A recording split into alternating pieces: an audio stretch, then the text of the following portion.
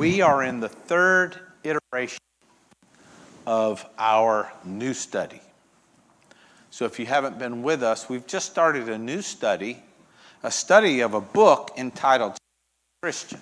Now, you don't have to have read the book to benefit from our conversation, but I would highly recommend to all of you, if you ever get a chance, to purchase this book by N.T. Wright and use it as a guide to think about what matters most in our Christian faith. It's a book that focuses, in many respects, on essentials, but it just doesn't set out those essentials without any context. What it does is allow us to think through what are these essentials in the context of the world in which we live now, and how those essentials shift in their application when the world itself is shifting. We live in a world and a culture very different than the one we lived in 30 years ago, radically different than the one we lived in 60 years ago, and it's unrecognizable if we were to go back 100 years. Again, I made the joke 2 weeks ago that 120 years ago, Sunday school was a radical and unwelcome idea among many, because you were taking the education of your children out of the hands of parents, their spiritual nurture. Now, of course, things changed because the culture changed, and everybody thinks it's important to get an education, it's important to learn to read. Sunday schools began as literacy projects, and learning how to read the Bible was part of, if not the main goal of the Sunday school movement. But my point is that times change, things, the world changes. And Wright's voice enters into that change in a way reminiscent of C.S. Lewis right after the Second World War. Europe had suffered, we had suffered 2 world wars. And his voice was a kind of clarion call back to essentials in the Christian faith. And N.T. Wright is doing that for us to a large degree. He's got many books. He's got Simply Christian, Surprised by Hope, Simply Jesus, and he got some major tomes, academic tomes, but if you ever get a chance, please read this. And so we started out our conversation by talking about something that's very important in the early part of Wright's book, and that's what he calls echoes of voices. Now, it would seem that Wright's contention to us, what he is putting forward to us in the first third of this book, is there's more going on around us. There's more going on in reality than perhaps we're sufficiently alive to. And when we do capture a glimpse of, an echo of a reality that is far beyond ourselves, oftentimes we make a mash of trying to appropriate that reality beyond ourselves. He begins with the idea of justice, which we talked about a week ago. He says almost anyone in any culture is going to have a response to their circumstance that's an expression of justice, even down to the playground. When little kids are playing, well, that's not fair, or you took something that's not yours, or you got, the one I used to always burden myself with, and to some degree I still do, is, you go out to dinner, right? And you and your spouse order what's a little more expensive meal than you're accustomed to. And you wait eagerly for its arrival. And it arrives, and the waiter puts the plates in front of you. And somehow I always recognize immediately that Beth got more than me. And that's not right. That seems wrong to me. Not only did she get more than me in absolute terms, But in relative terms, don't you think I should have had more than her? She's just a little thing. There's a lot to support here. Not so much with her. I know she's going to bag hers up, and I could have had a longer, more enjoyable experience if I'd only had a fair portion. So Wright's point is that we all hear these echoes of justice. We see something that's not right, and we feel it and experience it immediately. And he suggests that's something beyond us speaking to us. But the crazy thing is, or the frustrating thing is, or the hard thing is we see that, we know that, we feel that, but we can't seem to get there ourselves. Nor can we seem to come together in any kind of reasonable way and pull it off for not just ourselves individually, but collectively. We struggle in our families, in our communities, and in our nations, and between nations, to exercise justice. And yet we can hear it coming somehow. Well, he moves on beyond that in the next two sections of the book.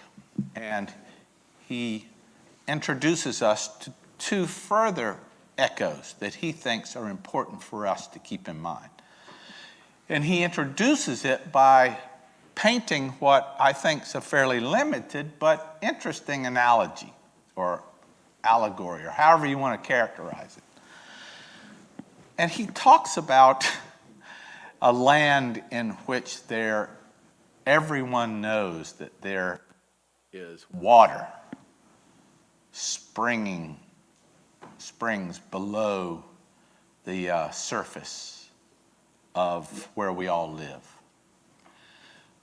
And those springs are sometimes underused, overused, or misused. And so a dictator, this is the allegory, a dictator of the country decides they're going to fix it. They're going to fix it by administrating and regulating and capturing all the water in a single system without the use of which, or without the application of which, you cannot receive water. Now, it does some good for the people who use it, because early on, this water that's kind of subterranean is organized in such a way that everybody does have access to it, and they have avoided the pollution, and somehow it brings a lot of benefits. But after a while, it becomes oppressive, this administration of these subterranean springs, so much so that it becomes burdensome and increasingly ineffective and unavailable. Now, this is just an imaginative story he's telling. And then he says, and it's not long before those springs underneath, despite their best efforts to put concrete over the places where there are natural springs and to pipe in all the water, the pipes start to break and water starts to spring out, and in the natural springs, cracks develop in the concrete, and other springs are popping up in other places, and people go back to using them effectively, or at least energetically. All this water popping up. I suppose I found the analogy fairly compelling because I was in Palm Springs 15 years ago. And I was out there with some friends of mine. It was the first time I'd ever been on what you might describe as a golf trip. I could never afford a golf trip. But on this occasion, I was able to go on this golf trip because you know the old saying, you don't need to buy a boat, you just need a friend with a boat, all right? Well, this friend had Marriott points. You know what those are? You use your credit card and you get Marriott points. Well, I was able to go out with him to this place in Palm Springs, and it didn't cost me anything to stay there. It was awesome. I was having a ball. And we were playing golf, and we're standing here, and it suddenly occurred to me that we're in the middle of a desert. And yet there's this remarkably lush golf course. And I started not feeling very good about being there.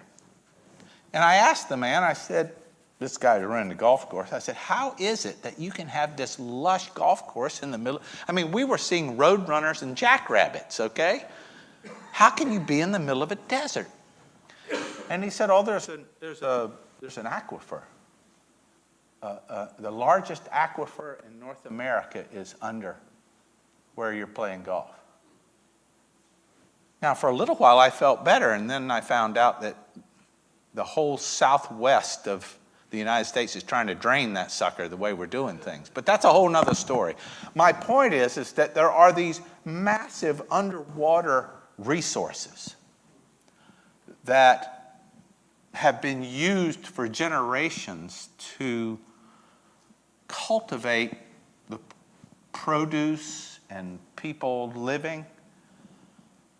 Doesn't mean we've been good stewards of it, and doesn't mean we haven't messed it up to some degree, but it has been that resource for anybody living in the Southwest.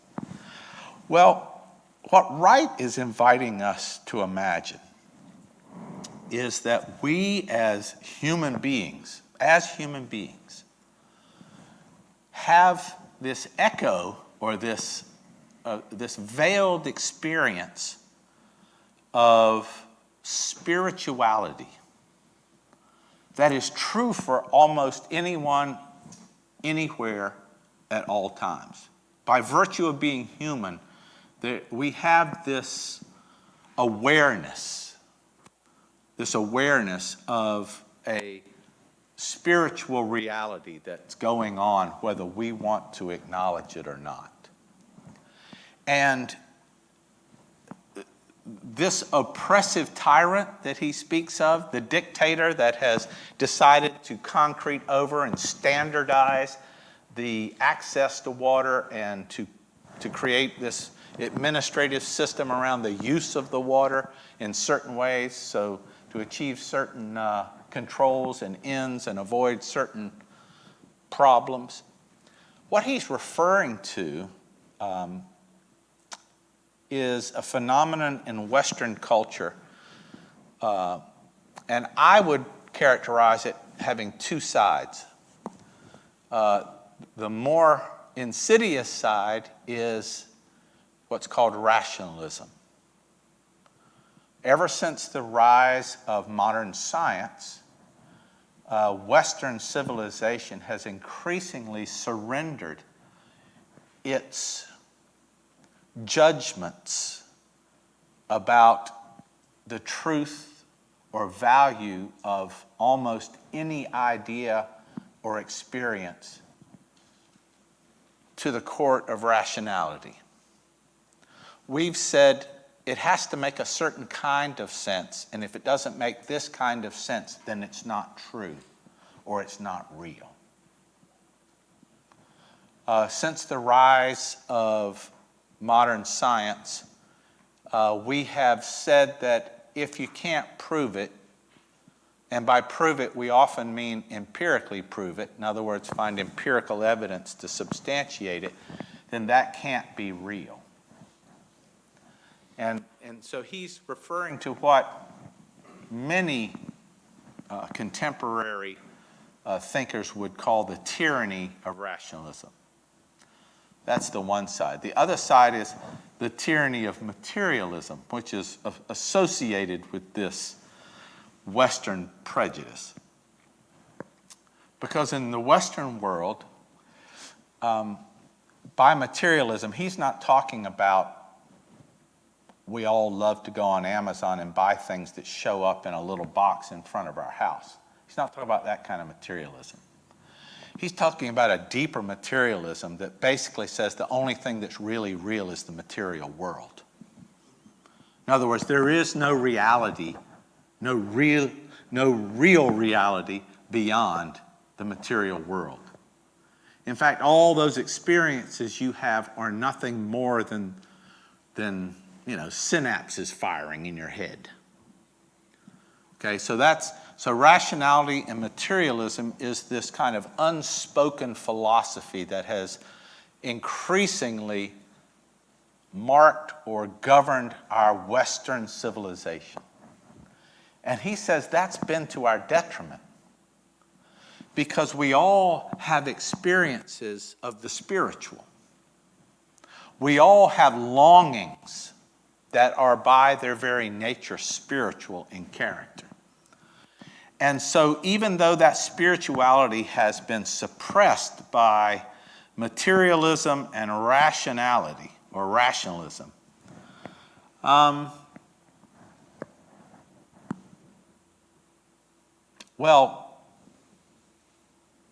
I don't know if you've noticed, but if you go to the bookstore and look in the religion section, oh my goodness, there's book after book after book after book of all kinds of spiritual questing, all kinds of spiritual interest, all kinds of spiritual longing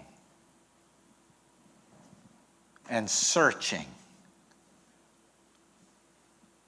And it used to be packaged up in a certain way. In other words, according to Wright, our churches have taken that rich spirituality and we've packaged it up in what he would characterize as kind of a rational package. And we've done so to the extent that even the spiritual content of our own religious affections have been squeezed out, so much so that we have become basically rational worshipers as opposed to spiritual worshipers. I say this with profound respect, so please no one be offended. Have you ever been to a really good Presbyterian service? And how you sit quietly, almost motionless, and the preacher exposits the text, and it's all very linear, and it comes to you in a very direct way, and the point of it is to establish the truth of several premises, only to arrive at an inescapable conclusion based on the truth of the text. In other words, it's a very rational encounter with the faith. And this has pervaded Reformed theology, has pervaded other forms of Christianity in the United States and in Great Britain, in fact, all over the world, in places where Western values have dominated. And Wright's point is that rationalist and materialist point of view has been crumbling. Why is it crumbling? Because this inescapable reality of spirituality is forcing its way up through the concrete, and you're seeing it pop up everywhere, and you're seeing it pop up in all kinds of unexpected ways. All these books about spiritual connecting, and people with crystals and New Age stuff, and you might say nature worship, and it just goes on and on and on and on. Why? Because we are spiritual creatures by definition. And so the spirituality is just popping up everywhere. But his point about it is, just like justice, even though we are clearly spiritual creatures and this rationalist overlay on our society is starting to crumble, the way that's being expressed is not pretty sometimes. He even points to the way where that spirituality has been, shall we say, so radically adhered to that we have fundamentalist violence breaking out all over the world because it's an expression of this eruption that once seen and experienced is held on to against all other things, to the point people will even act violently in its support. So Wright's point is that, yes, we have this echo of spirituality emerging, and that it's emerging is good. But what we're doing with it is not great. It's often bad. We're mucking it up badly. And so he says that's one of these voices that's coming to us. You know, he reminds us that in Asia and Africa that has not suffered this overly heavy imposition of a rationalist or materialist worldview, Christianity is booming. Please don't think that Christianity is in trouble. It's not. It's just in trouble here. But it's not in trouble in Asia. It's not in trouble in Africa. And quite frankly, it's not in trouble in South America, really. But in the westernized parts of the world, particularly Europe, North America, it's struggling. And you can see it. It's almost like a historical wave. Beth and I were chatting about it this morning. You know, what do you and your spouse do on the porch on Sunday morning? Well, you talk about the decline of Christianity, you know. We were talking about after the Second World War, you know, her uncle came back from Burma, grew up his whole life in church. And he spent 5 years in Burma fighting the Japanese. When he came home, he never stepped in a church again, except for Beth's wedding, our wedding. Maybe one or two other occasions. I think when she was ordained, he came. But Britain is a secular society. And going to church is the rare phenomenon. We're talking like less than 10%. That's Europe. Canada is about 30 years behind them.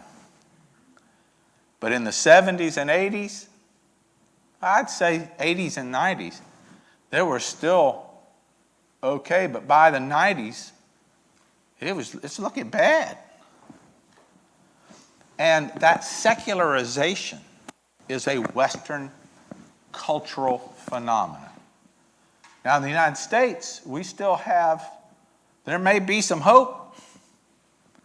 But my point is that Wright's point is we're hearing this echo of spirituality as a fundamental phenomenon for us. And the question is, what is that? What's going on? Now, he's got an answer for that. We haven't got to it yet, but what's going on with us if that's true? We're hearing these echoes of justice. We're hearing these echoes of spirituality. And let me pause there and just ask, any response to that or any questions? Yeah, Larry? Yeah, hold on. We're in the speak with a microphone zone. Sorry about that. Thank you. One thing that really jumped out at me and surprised me, quite frankly, was Wright's very specific bracketing of this change as starting around 1780 and moving forward to 1980. Right. And I'm not sure that if he actually said why he picked those dates expressly or implicitly, but I would have thought it would have been more like the time period that we like to call the Age of Enlightenment. Oh, yeah. Where we started talking about that is God as the master clockmaker. Yeah. Which I think is a good bit earlier than 1780. It is, but the rise of the secular state in Europe doesn't arrive until that period. So that's what he's talking about. Well, I'm assuming that's what he's talking about, because you have the American Revolution, I hate to tell you all this, but the United States is not a Christian country, constitutionally. In fact, it's the opposite of that. It's a secular state that recognizes the rights of religious institutions, but it is not a religious state. And that was one of the things that occurred to me. Right. The other is the French Revolution. Right. Well, you know what happened there. Right. You know. And that was definitely called the age of rationalism. Precisely. So I'm assuming that he's kind of pegging it to that historical reality that the secular state begins to emerge. Okay. So what does he see as the reason for picking 1980, which, interestingly enough, coincides roughly with the fundamentalist conservative movement in the Southern Baptist Convention? I think in the academic world,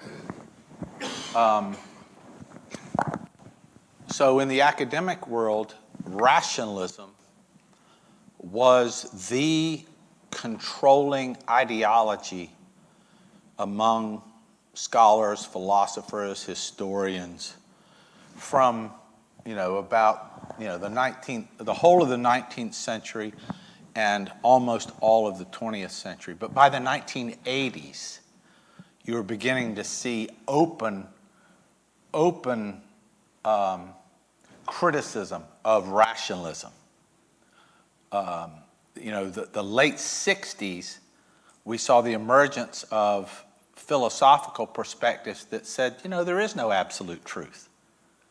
It's the beginning of what people complain about today as relativism, which we'll talk about some other time. But my point is that rationalism was beginning to lose its grip on us in the 1980s. John?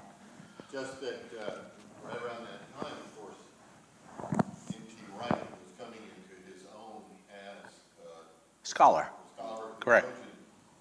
And Wright at that same time, sociologists like Bertrand Himmelfarb and Arendt were writing about best-selling books and academic books about just this subject. This that problem. They had witnessed actually post-World War I gaining momentum.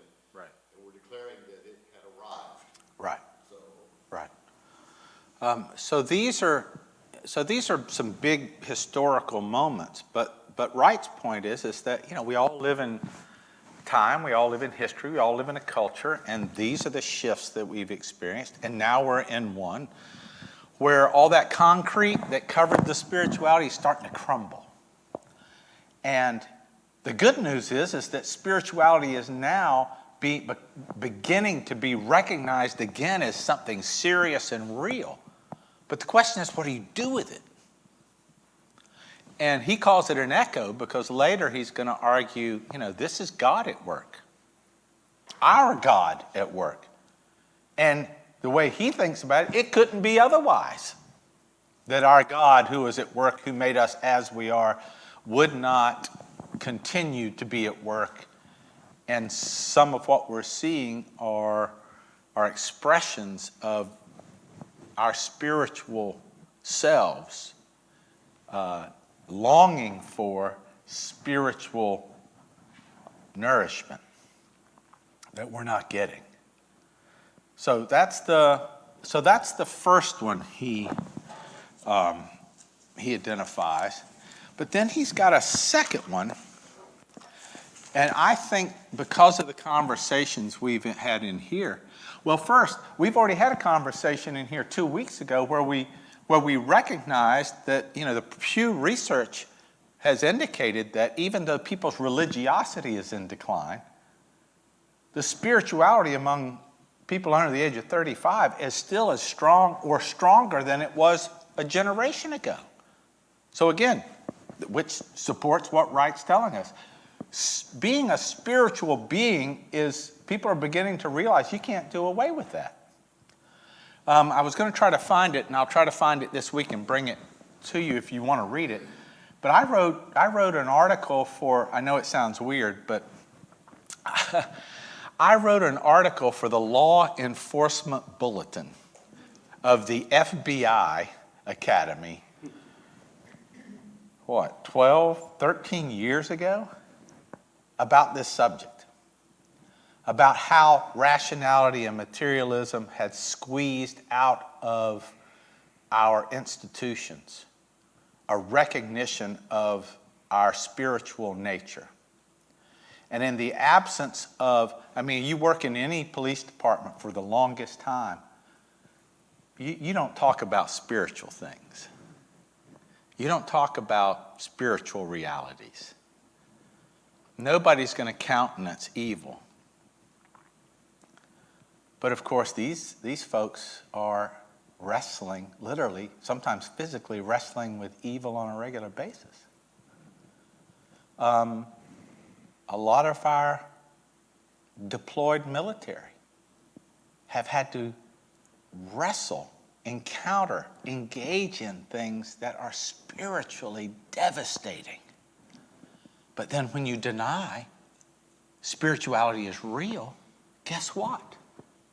They're not going to have the resources to contend with what's fundamentally a spiritual deprivation, an erosion of their spirit.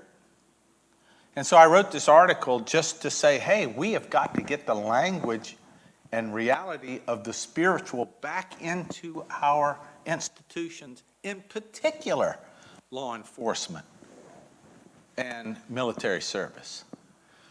And it was pretty well received because there was a general recognition. This was, it's called the National Academy. They bring in the chiefs and the heads of police departments from all over the country. They bring in a group every year and they teach this group all the new stuff to know. And I was privileged to be able to lecture there for several years on this subject. But it's,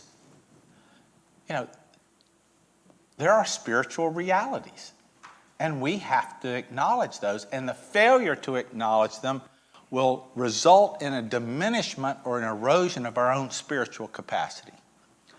And this is what Wright's pointing us to, because that's who we are in God. That's what God made us as spiritual beings. All right, so the third area, and this one has also been highlighted in this class already, because it's just the way things are. He talks about human relationships serving as a third echo, a third voice that we need to come to terms with. And it's in trouble in the West. Western culture is having trouble with relationships. What did we talk about last week? Or was it the week before? We talked about the dissolution of the extended family in America, how we've elevated the individual members of our family, wanted them to go get the best education they could and move to wherever they could get the best job. And we've all said to ourselves, that's the best way to go. But the research seems to suggest that that's had a devastating impact on children and on the senior members of our society. Because what it's done is eroded a natural support system that for generations helped take care of people.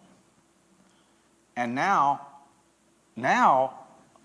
families are even struggling to support their loved ones at all because of the distances that we have created for ourselves, between ourselves.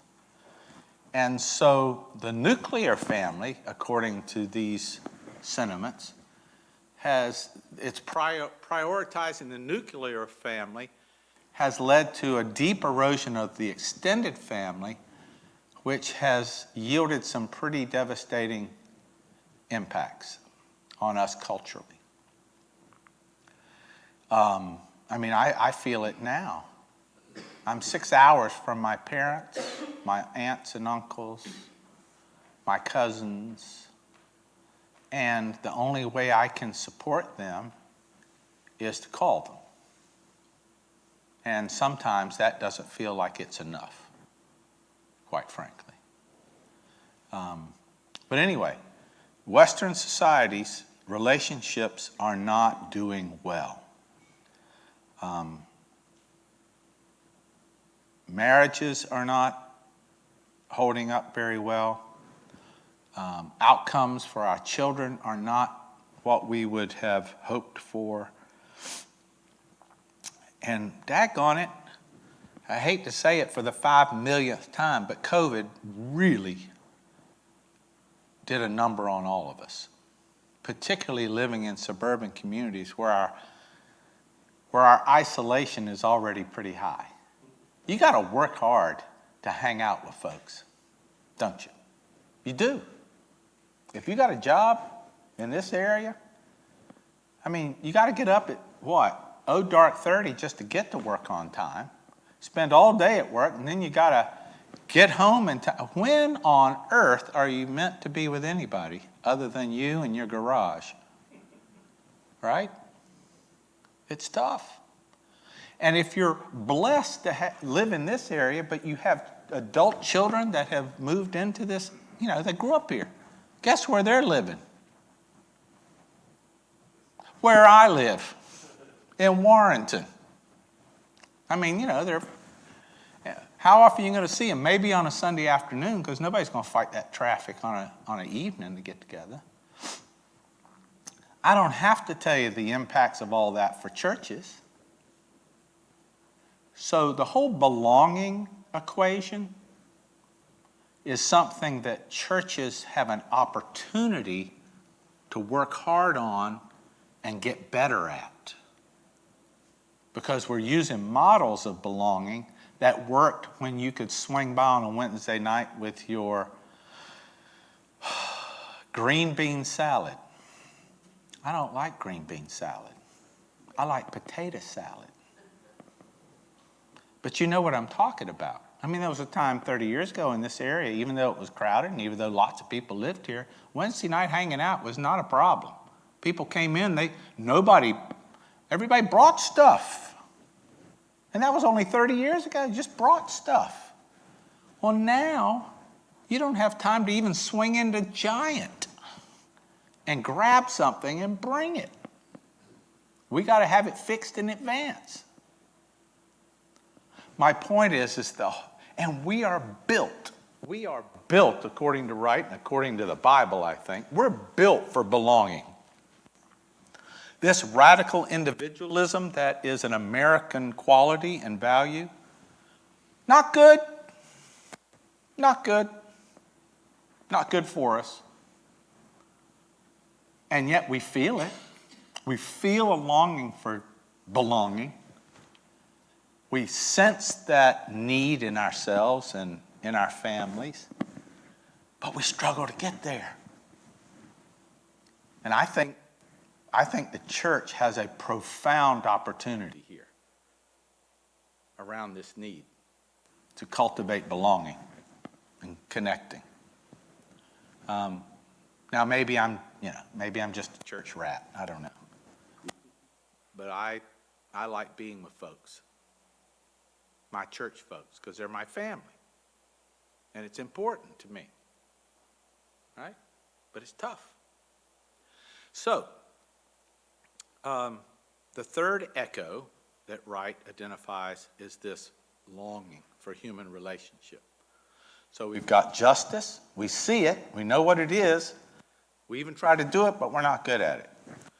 Spirituality, we see it, we know it's there, we long for it, but we don't know how to get it. Human relationships, we certainly feel it, we certainly long for it, we know it when we see it, but we're not terribly good at it. These are three areas where Wright is inviting us to just spend some time pondering that and asking ourselves, okay, if these fundamental realities are a part of who we are, what does our faith say in relation to them?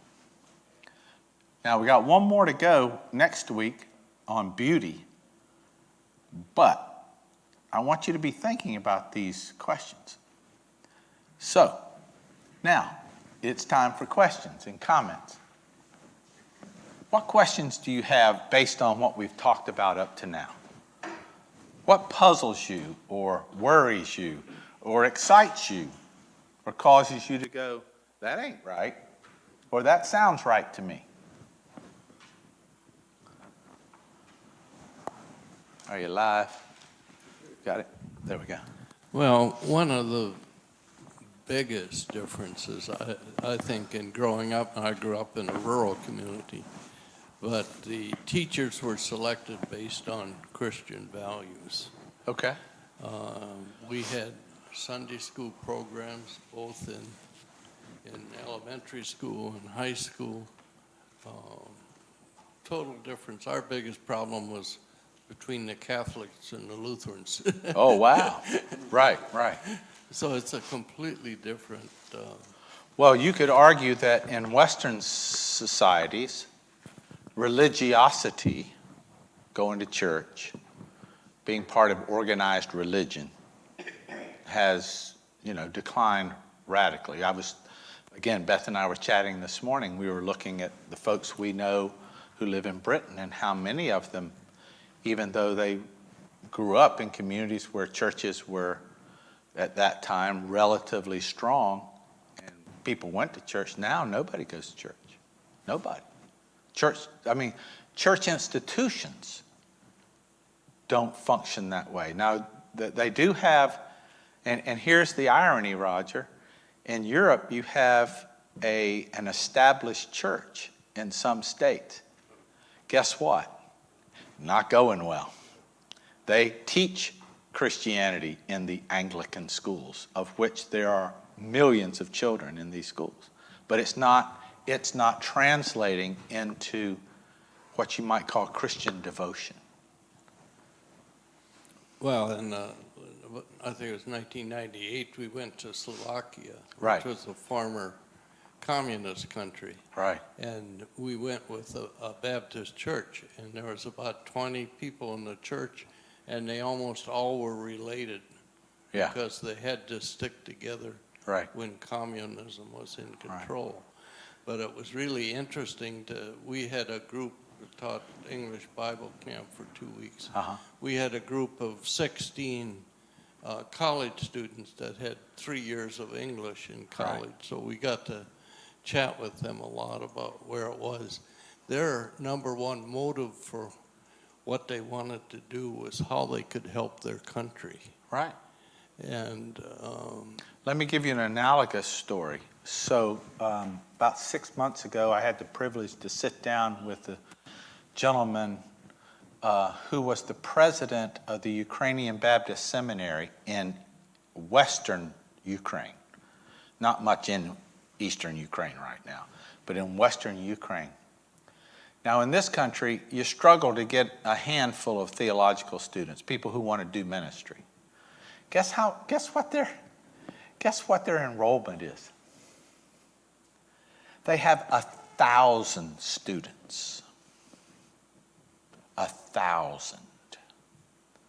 You see, the Ukraine has already run this gamut that I'm talking about. Communism was a radically rational, materialist society.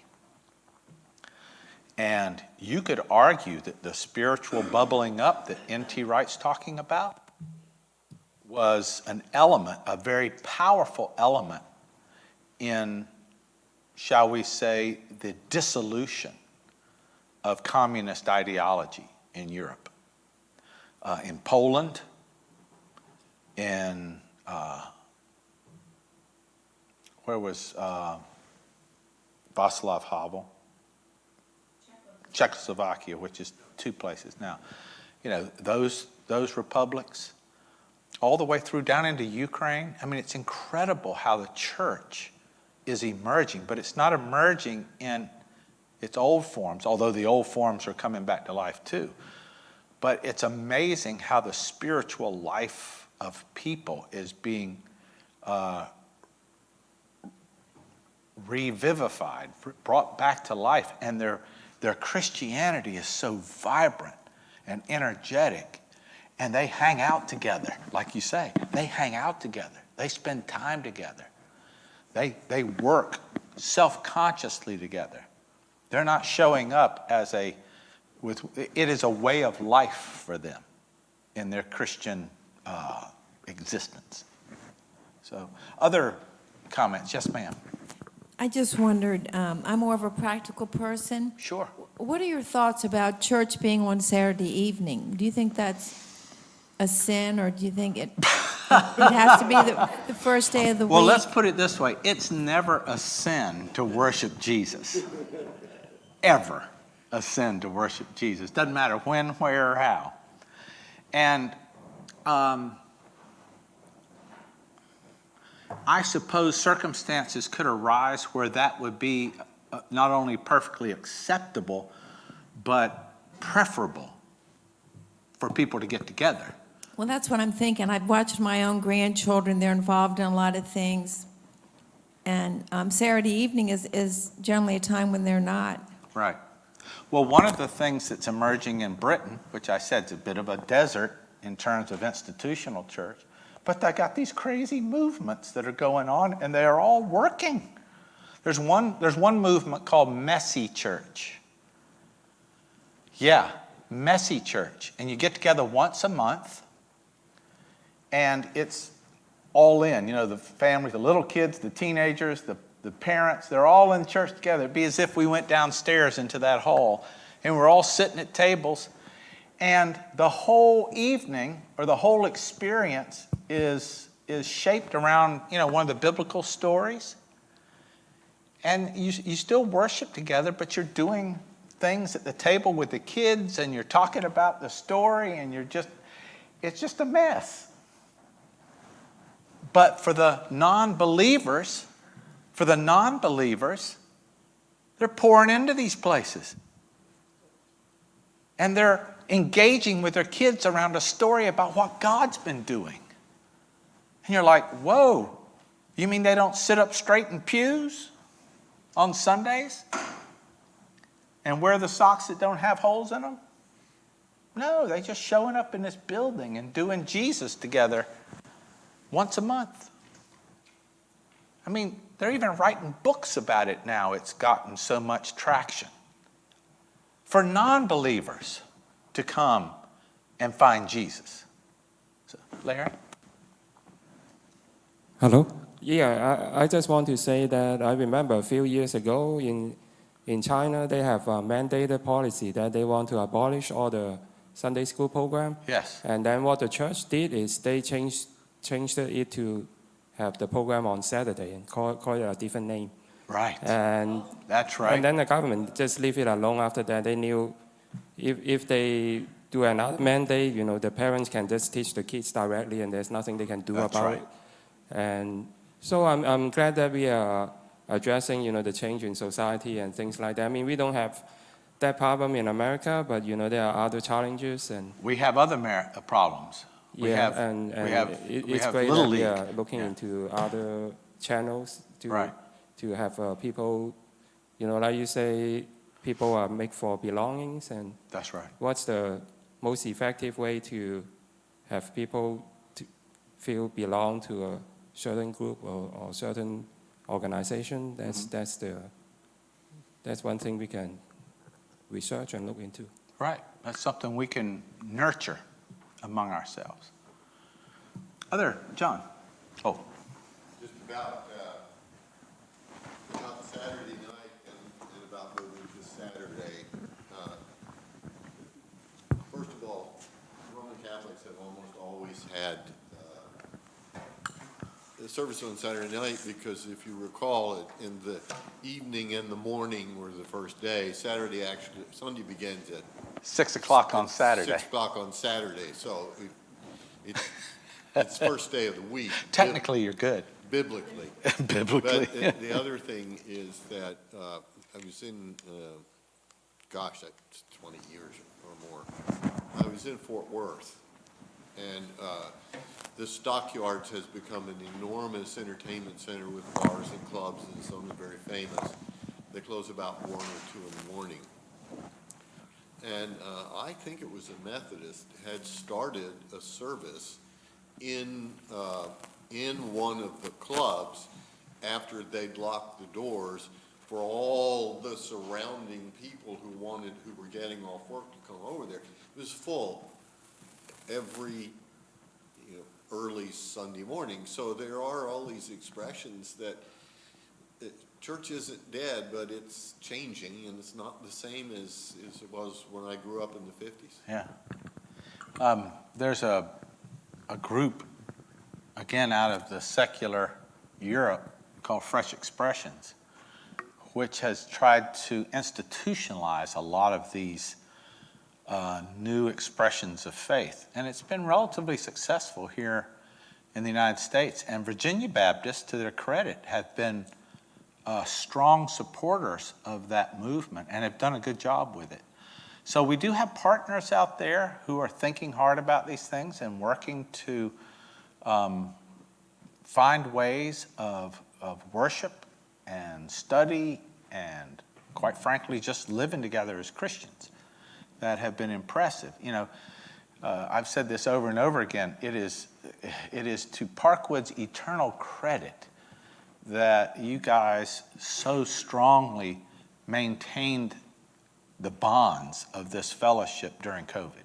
And you did a great job of it, because a lot of churches were just not that successful in holding it all together.